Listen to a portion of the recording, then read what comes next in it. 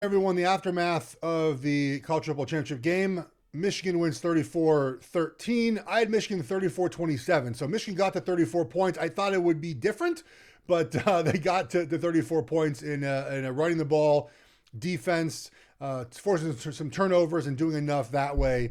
A couple of keys to game I thought were gonna play end up happening in favor of Michigan. Look, I think the takeaway first and foremost is what Michigan has done. It's kind of in the idea of a slow build, right? And the idea that defensively, look at the champions over the years: Michigan, Georgia, Bama, Clemson, throwing LSU in 2019. But, it's a slow build on defense, right? Michigan's ability in this game to get pressure first and foremost with multiple different defenders, whether it was up front, twisting, moving, whether it was sending free rushers, which I thought they did better than any team against Washington the entire season. And then on the back end, having three corners that can cover, having safeties that can cover, rotating safeties, and the second level linebackers filling holes, like the depth of the Michigan defense. It takes time to build up, and Harbaugh has done that.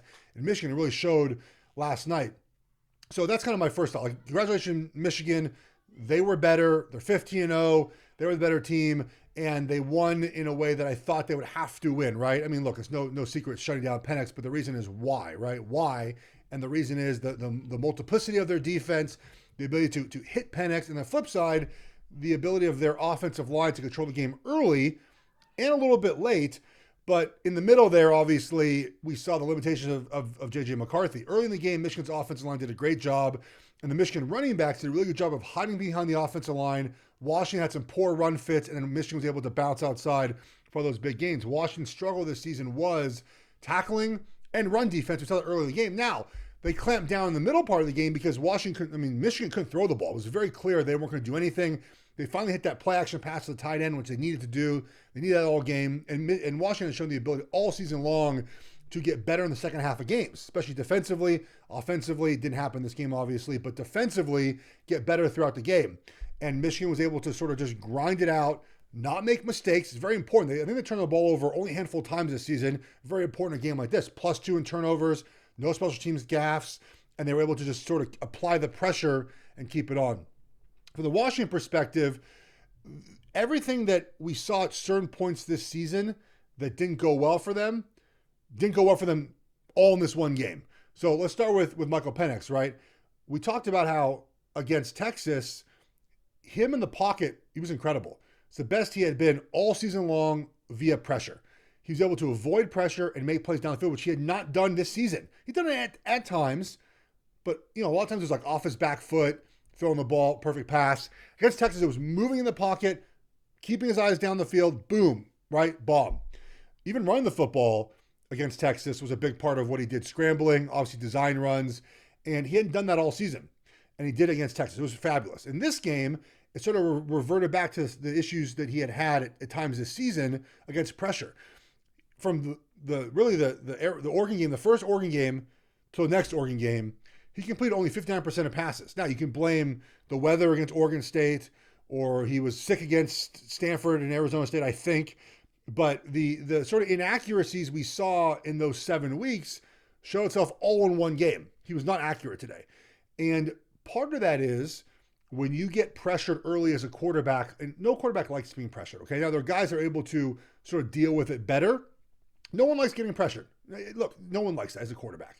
But when you get pressured early and you speed your clock up, then that lasts the entire game. You don't get out of that. We saw a lot of times in this game, the clock for Penix sped up, the ball flew out of his hand, overthrows, low throws, and then as the game wore on, and it became a very one-dimensional game for Washington, Michigan was able to tee off defensively. And again, I mentioned at the top, the ability for them to send free runners hadn't been all season. It was an incredible game plan for Michigan.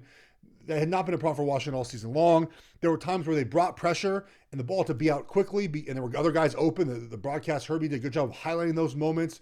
The Michigan plan was great.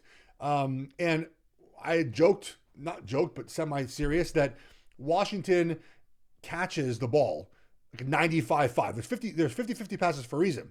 50% of the time you catch them, 50% you don't. Washington receivers were 95-5 all season.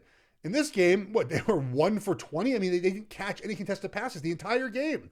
Michigan's defensive backs, again, were sticky. We're on them. We're physical, forcing them a little bit out of bounds on some of these deeper throws. And so, again, all the things that at times went wrong for Washington all happened in one game. Their offensive line, Joe Moore wasn't winning. They were great in the regular season. They were great against Texas. The issues they had were inside. And Michigan was able to exploit inside. Pressure, twisting, bringing extra guys, able to get home. Washington's right tackle didn't have his best game. He's a good player, didn't play his best game. And, I thought heading into the game that Dillon Johnson's injury was going to be a big deal. So Dillon Johnson's the running back for Washington. And we saw after the Oregon game that, teams sort of started to play zone. Like, we're just going to play zone because Oregon plays a ton of man coverage. They got beat. We're going to play zone. And when you play a soft zone, like sort of Michigan did a lot of times, it forces Washington to go, 7 yards, 8 yards. Just like sort of, they don't want to do that. They want to be a big play offense, right? We saw that all season long, big play offense. Throw the ball down the field, get it 20 yards, go, go, go. And when Dillon Johnson took over, as far as getting 20 carries a game, and took over games, USC game, obviously, the Oregon Pac-12 Championship game, you cannot sit in a soft zone. Defensive coordinators, more than anything else, don't want to get run over. Like, yeah, they don't like explosive pass plays either, but getting physically run over, they do not stand for. So they start loading the box, right? And loading the box and putting an extra guy down. And when you think about the run a little bit more, you're susceptible to play action pass and balls deep. And Dillon Johnson's injury really changed what Washington do offensively. They became very one-dimensional. And Michigan defenders played well, too. It's not a knock on saying that they would be able to run the ball if he was healthy. But very clearly the run game was gone in this game. So, again, every sort of thing that happened this season with Washington when it didn't go well. Remember, 0 points against Arizona State. 0 touchdowns against Arizona State. All happened in the Michigan game. And part of that was Michigan forcing themselves defensively to make Washington uncomfortable.